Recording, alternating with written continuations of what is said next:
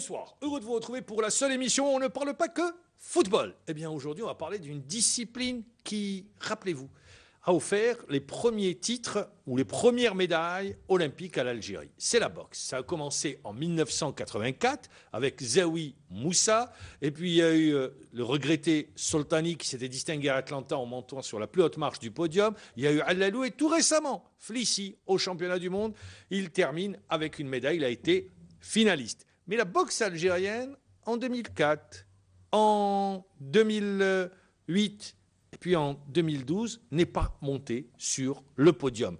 La boxe algérienne aux Jeux Olympiques, au mieux, quart finaliste. Mais c'est très bien déjà. Alors que se passe-t-il? Est-ce qu'on est, par rapport aux résultats précédents, en régression? Comment expliquer cette régression? Comment faire pour que la boxe puisse rayonner une nouvelle fois au niveau mondial? C'est à ces questions, on va essayer d'avoir des réponses ou des pistes à suivre avec le premier responsable de la discipline, M. Nabil Saadi. Bonsoir, vous êtes le président de la Fédération algérienne de boxe. Et puis pour m'accompagner, Abdou Serwani, qui est également un féru de boxe. Juste pour donner une idée, c'est la seule discipline aux derniers Jeux méditerranéens qui a fait un tir groupé. Tous les athlètes sont montés. Ça a été vraiment une première dans la boxe où on a remporté pas moins de 5 médailles d'or. Ce qui est excellent. Et d'ailleurs, du coup, le ministre des Sports a dit on va encore donner plus de moyens à cette discipline pour lui permettre de briller. Est-ce que c'est le cas aujourd'hui? Bonsoir Mamar, bonsoir Abdou. Effectivement, c'est le cas. Vous venez de donner un résumé sur les derniers résultats de la boxe qu'on vient d'avoir. Pour que les téléspectateurs soient au fait de ce qui se passe et des derniers résultats. Soit à la page, exactement.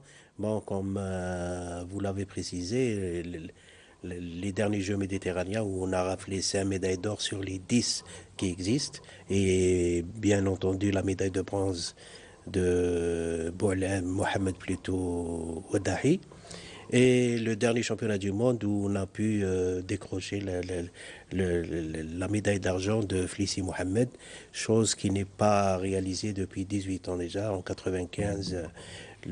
Alors le ministre avait déclaré la boxe, après les Jeux de Mersin en Turquie, avait dit c'est une discipline qu'on va encore aider encore plus, justement, pour son développement, pour qu'elle puisse avoir encore un meilleur rayonnement. Est-ce que c'est le cas?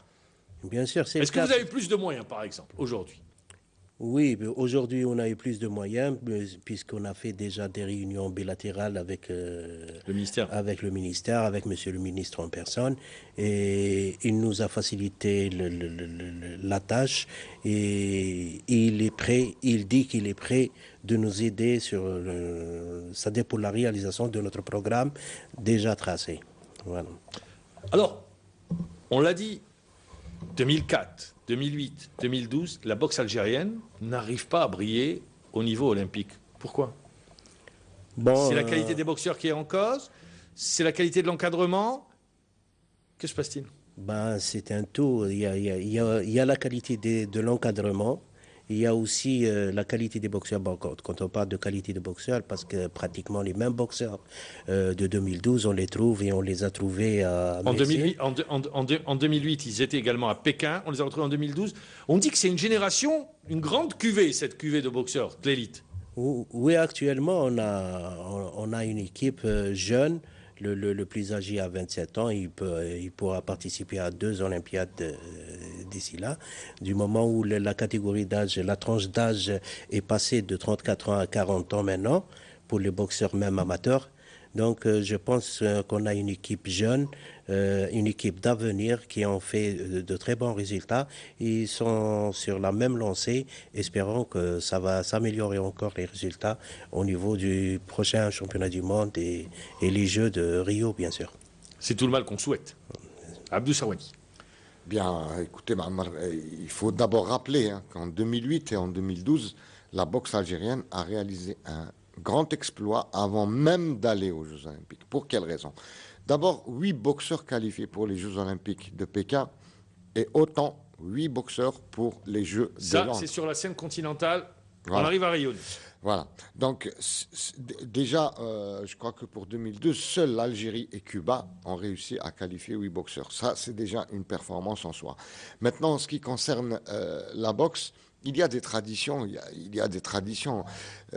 Nous avons toujours eu de bons boxeurs, que ce soit avant les Jeux de Los Angeles et les premières médailles, celles de Zawi et de Moussa.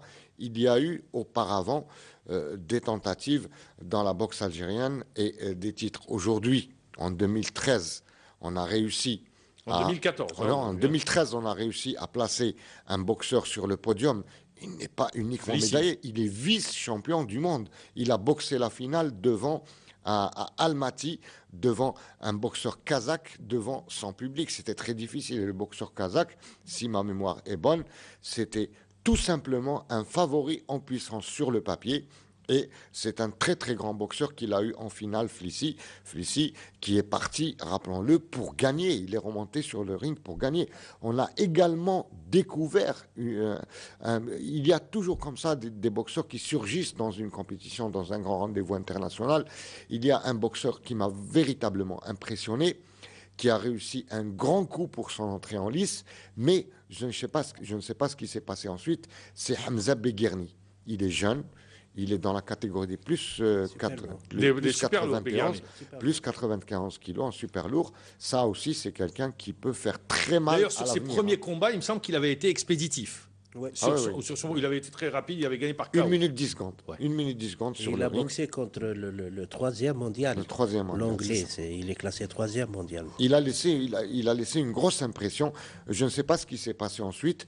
Vous faites bien de parler, Mohamed Djibour, de l'encadrement. Aujourd'hui, l'encadrement, en termes d'encadrement, l'évolution de l'athlète, aller chercher le haut niveau, aller battre les grandes nations de la boxe, ou de l'athlétisme ou du judo aujourd'hui, moi personnellement je suis convaincu qu'il y a un véritable problème qui se pose au niveau de la progression de l'athlète. Alors, dans la boxe, est-ce que vous allez dans le même sens ? Oui, je partage son avis concernant la prise en charge de ces athlètes, justement. La progression de l'athlète. Voilà, la progression de l'athlète. Justement, il faut qu'il y ait un programme adéquat pour penser à sa progression, pour le suivre réellement quant à sa participation aux différents tournois internationaux. Et il faut arriver à faire participer ces athlètes, pour parler de progression, ces athlètes à des tournois d'un niveau mondial, similaire aux Jeux Olympiques, similaire aux Championnats du monde. C'est à ce moment-là qu'on pourra parler de progression, parce qu'il faut faut trouver des adversaires d'un niveau mondial, et il ne faut pas chercher les petits tournois d'un niveau régional ou... Alors concernant, vous le dites, on reviendra après sur le niveau des athlètes. Comment est-ce que vous êtes, ou la fédération actuelle, est pour des stages permanents de nos athlètes? Est-ce que les athlètes de l'équipe nationale sont, il faut le dire, tout le temps regroupés, ou bien on les remet au club? Concernant le développement de la discipline, est-ce que les bastions ont été maintenus, les bastions de l'athlétisme, de la boxe? De la boxe. Bah, écoutez, l'athlétisme, c'est lui, il a parlé d'athlétisme, je suis parti sur l'athlétisme. Les bastions de la boxe. Non, mais concernant le programme pour développer justement cette discipline, si vous parlez de programme de développement de Par exemple, quand je dis Boudoua, je peux citer Béjaïa, je peux citer... Justement, écoutez, moi je suis élu le mois de mars passé, je suis élu sur la base d'un programme où tout mon programme, mon objectif était beaucoup plus sur le développement de la boxe au niveau national, c'est de revoir ces problèmes qui freinent le développement de la discipline au niveau local, au niveau des wilayats. Qu'est-ce qui freine? Parce que comme ça, c'est large. Des problèmes qui freinent. Les problèmes, c'est quoi qui freine? Qu'est-ce qui freine le développement? Tout simplement, à travers une enquête qu'on a faite à travers toutes les wilayats, on a su que la majorité des ligues, si ce n'est pas toutes, vivent les problèmes d'ordre financier surtout. On a des ligues qui n'ont pas de subventions. On a des ligues qui vivent avec 10 millions de centimes, 15 millions de centimes pour une saison. Je me demande comment qu'ils peuvent suivre le programme arrêté au niveau de la fédération. Alors ça, vous parlez des ligues. Alors les clubs? Les clubs, c'est encore pire. Puisqu'on voit des sections boxe qui travaillent sans moyens. Quand vous dites les sans moyens les plus, vous parlez de moyens matériels. Moyens infrastructurels. Des gants, des casques. Oui, parce que ça revient très cher au club d'acheter justement ce matériel spécifique. Ça revient très très cher. Et les DJS n'interviennent pas, n'aident pas les clubs? Bon, les aides octroyées par les DGS ne suffisent pas pour acheter le matériel, pour suivre le programme de compétition, les différentes compétitions dans les différentes catégories. C'est tout à fait normal qu'ils ne peuvent pas suivre et on a même enregistré des forfaits lors des phases régionales, lors des phases nationales de ces clubs, justement. Qui ne peuvent pas se déplacer. Qui ne peuvent pas se déplacer, faute de moyens financiers. C'est pour cette raison, nous, au niveau de la fédération, on a tiré la sonnette d'alarme. Alors comment expliquer, dans le même temps où on cherche une médaille olympique, on a des clubs de l'autre côté qui n'arrivent même pas sur un déplacement, qui n'arrivent pas à avoir des moyens. Quelle politique mener? Écoutez, les résultats au niveau international de l'équipe nationale ne reflètent pas la réalité du terrain. Il faut pas que ce soit l'arbre qui cache la forêt. On sait très bien qu'au niveau local, au niveau des wilayats, les ligues et les sections vivent ces problèmes. Vivent ces problèmes de manque de matériel, manque de moyens financiers. Ils ne peuvent plus supporter la charge des déplacements, la charge d'achat de matériel. Alors, si on parle des entraîneurs, les entraîneurs sont pratiquement à 70 à 80% travaillent sans aucune indemnité. Ils travaillent bénévolement. Ils travaillent parce qu'ils aiment cette discipline, parce qu'ils sont rattachés à ces boxeurs, ils sont rattachés à ces éléments. C'est la seule chose qui les retienne et qu'il reste. D'ailleurs, c'est pour ça que la boxe est toujours debout. Les résultats sont là. C'est grâce à la passion de ce qu'on appelle les bénévoles au niveau technique. C'est ces bénévoles-là et la passion également partagée qui fait que nous ayons des athlètes qui arrivent. Bien sûr. Même nous, à notre niveau, au niveau national, au niveau fédéral, quand on pense à tracer un programme, un plan de développement, il faut toujours, on met en parallèle et on pense aux moyens de ces sections. Est-ce qu'ils peuvent suivre, est-ce qu'ils peuvent réaliser le programme qu'on arrête? Aujourd'hui, vous dites non? Aujourd'hui, je dis non. Aujourd'hui, avec les moyens qu'ils ont, ces sections et ces ligues, je dis non. Ils ne peuvent jamais suivre un tel programme. Et on est en train de faire avec. C'est ce que vous avez dit à la réunion bilatérale qui vous a regroupé avec les responsables du ministère de la Jeunesse et des Sports. Vous leur avez donné ce tableau? Oui, on a même donné des propositions pour essayer d'aider ces sections, au moins les meilleures sections au niveau national.